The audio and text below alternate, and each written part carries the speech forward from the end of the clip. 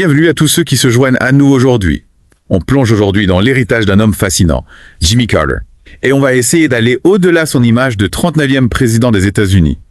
Ah oui, absolument. Jimmy Carter, c'est bien plus qu'un simple mandat présidentiel. Sa vie est un véritable exemple d'engagement, on peut le dire. De fermier à officier de marine, puis humanitaire et artisan de la paix. C'est assez unique comme parcours. Oui, c'est ce qui rend son histoire si intéressante. On va essayer de comprendre comment tout ça s'articule. Et pour commencer, retournons aux sources. La vidéo Traveling with Alain sur YouTube, elle nous montre bien son enfance, à Plain, en Géorgie. Exactement. Il grandit dans un environnement rural, marqué par des valeurs fortes. Le travail acharné, la foi, le sens de la communauté, tout ça a profondément façonné sa personnalité et même son approche du leadership plus tard. C'est clair. On le voit d'ailleurs dans son service dans la marine, où il travaille sur des programmes de sous-marins nucléaires. Pas banal. Ah non, pas banal du tout. Ça montre qu'il avait un esprit scientifique aiguisé. C'est un aspect souvent méconnu de son parcours. Oui, et c'est peut-être une des clés pour comprendre son engagement en faveur du désarmement nucléaire plus tard. Tout à fait. D'ailleurs, la vidéo Traveling with Alain nous rappelle un autre moment clé. Après le décès de son père, il retourne à Plain pour reprendre l'exploitation familiale. C'est vrai, un vrai sens du devoir, de l'attachement à ses racines. Oui, c'est significatif. Mais ce retour aux sources ne dure qu'un temps. Il entre ensuite en politique, d'abord comme sénateur en Géorgie, puis comme gouverneur. Et c'est là que les choses sérieuses commencent. Ah oui, c'est là qu'il s'affirme vraiment comme un progressiste, notamment sur la question de la ségrégation raciale. Pas facile de prendre position contre la ségrégation dans le sud des années 60. Non, ça demandait du courage. Et ça montre son engagement profond pour la justice et l'égalité. Un engagement qui va le guider tout au long de sa carrière. Et bien sûr, lorsqu'il devient président des États-Unis. Sa présidence est une étape importante, bien sûr. Mais il faut la voir dans la continuité de son parcours, de ses convictions profondes. Oui. Et sa politique étrangère, elle est marquée par des initiatives assez audacieuses.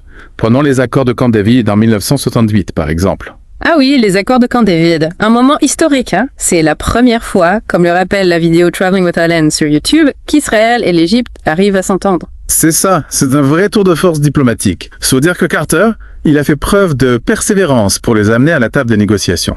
Oui, le contexte était tendu à l'époque. La guerre froide, les tensions au Moyen-Orient. Exactement. Et les accords de Camp David, c'est pas juste une poignée de main entre dirigeants. Non, bien sûr. Il y a eu des concessions, des compromis difficiles, et Carter a joué un rôle clé. Un vrai rôle de médiateur. En créant un climat de confiance. Oui, en facilitant le dialogue. C'est un bon exemple de son approche, disons, humaniste de la politique internationale. Cet humanisme, on le retrouve aussi dans son engagement pour le désarmement nucléaire. Je crois qu'il avait dit « Notre devoir est de construire un monde où les armes de destruction massive n'auront pas leur place. » C'est fort comme déclaration. Ah oui, très fort, surtout pendant la guerre froide avec la menace nucléaire constante. Carter, il avait compris les enjeux, les risques d'une escalade. C'était pas juste un discours. Non, c'était une conviction profonde. Bon, malheureusement, sa présidence a aussi été marquée par la crise des otages en Iran. Un épisode qui l'a beaucoup affecté. Oui, la crise des otages, ça a jeté une ombre sur son mandat, c'est clair. 52 Américains retenus pendant 444 jours. Une épreuve terrible pour tout le monde, les otages, leurs familles et pour le pays aussi. Et malgré tous ces efforts diplomatiques, la situation s'est enlisée. Oui, un échec difficile à vivre. Mais bon, il faut pas oublier tout le reste. Et surtout, ce qui vient après, son engagement pour la paix, la justice sociale, le développement, en Afrique notamment. Oui, l'Afrique, c'est un élément central de son héritage. Absolument. Dès le début de sa présidence, il s'oppose à l'apartheid en Afrique du Sud.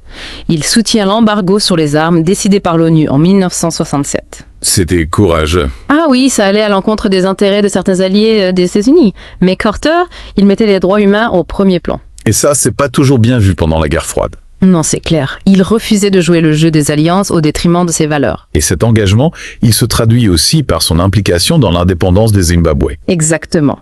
Il pousse pour des élections libres en Rhodésie, ce qui amène Robert Mugabe au pouvoir. Un héritage un peu complexe quand on y pense. La vidéo Traveling with Alain, elle le souligne bien. Le soutien de Carter aux accords de Lancaster House, ça a permis une transition pacifique. Mais le régime de Mugabe est devenu autoritaire par la suite. Oui, c'est vrai. C'est un rappel que la route vers la paix, elle est semée d'embûches. On ne peut pas toujours contrôler les conséquences. Mais les intentions de Carter étaient bonnes. On voit bien la complexité de l'action politique. Oui, parfois les succès d'aujourd'hui deviennent des échecs demain. Mais il faut quand même continuer à agir, à essayer de faire mieux. Exactement. Et c'est ce que Carter a fait après sa présidence. Avec le Carter Center, il continue son action. Ah oui, le Carter Center. C'est peut-être son héritage le plus important. C'est possible. Observation des élections, médiation dans les conflits, lutte contre les maladies. Ils font un travail énorme. Ils sont sur le terrain, en Afrique et ailleurs. Oui, Carter, c'est pas le genre à rester les bras croisés. Prenons l'observation des élections. Le Carter Center, ils ont envoyé des observateurs dans plein de pays. L'Afrique du Sud, l'Éthiopie, le Soudan, la Somalie. Pour garantir des élections transparentes. Voilà. Et c'est pas une simple observation passive. Ils jouent un rôle actif dans la médiation des conflits. Comme en Éthiopie et au Soudan, par exemple. Oui, ils ont aidé à négocier des cessez-le-feu, des solutions pacifiques. C'est impressionnant de voir tout ce qu'ils ont accompli. Oui, vraiment. Mais il faut dire que Carter, il agit pas seul. Il s'appuie sur des partenaires locaux, des organisations internationales. Comme l'OMS, par exemple. Exactement. L'idée, c'est pas d'imposer des solutions toutes faites, mais d'aider les populations à trouver elles-mêmes les voies du développement. Et le meilleur exemple de cette approche, c'est peut-être son action pour éradiquer le ver de Guinée. Ah oui, le ver de Guinée. Avec l'OMS et d'autres partenaires, ils ont mené une campagne incroyable. Et ça a marché. Le nombre de cas a énormément diminué. Des millions de vies sauvées grâce à leur détermination. C'est encourageant, ça montre que la collaboration internationale, ça peut vraiment faire la différence. Oui, c'est un message d'espoir. Mais au-delà de ces actions concrètes, il y a aussi le rôle de Carter comme défenseur des droits humains. Oui, il a toujours défendu les mouvements de libération, la justice sociale. Il a compris que le vrai progrès, il passe par la lutte contre les inégalités. C'est clair. Et c'est ce qui le rend différent de beaucoup d'autres figures politiques. C'est inspirant de voir ça. Oui, vraiment. Alors, comment expliquer cette énergie, cette détermination?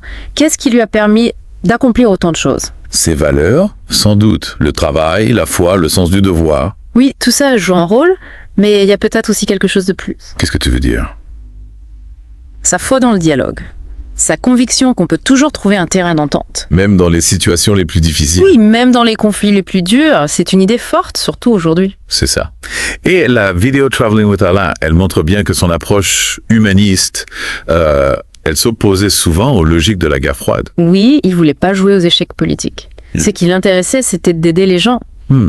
Et il y a cette anecdote assez incroyable. En 2008, le gouvernement de Robert Mugabe lui interdit l'entrée au Zimbabwe. Ah oui, je me souviens de ça. Mais malgré ça, Carter continue à défendre des réformes pacifiques. Incroyable.